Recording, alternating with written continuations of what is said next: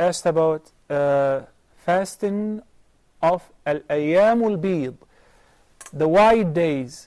Ayaam Beedh refers to the days of 13th, 14th, and 15th of every lunar calendar.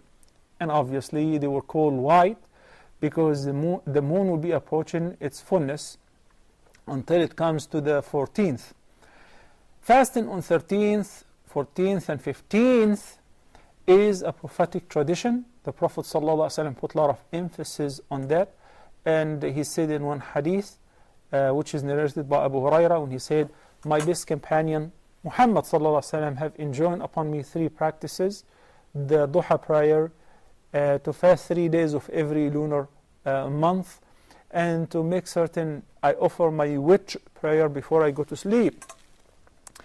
And fasting the 3 days was also mentioned in many other hadith, such as the hadith when the Prophet ﷺ was trying to convince Abdullah ibn Amr ibn al-As to slow down on fasting, because he used to fast on every single day.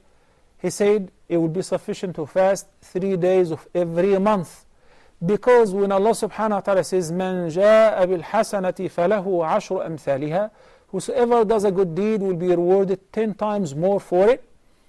So if you fast for 1 day, that's 10 equal to 10 days. 3 days will be equivalent reward to 30 days. And if you do that practice on regular basis every lunar month, it will be similar to fasting throughout the entire lunar year.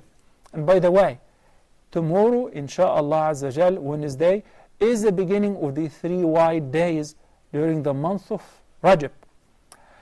If one cannot achieve fasting on the 3 days, then in any other days. So the priority will be given for the 3 days. If not, any other 3 days, Monday or Thursday, doesn't have to be consecutive, by the way. And this is what the Prophet ﷺ advised.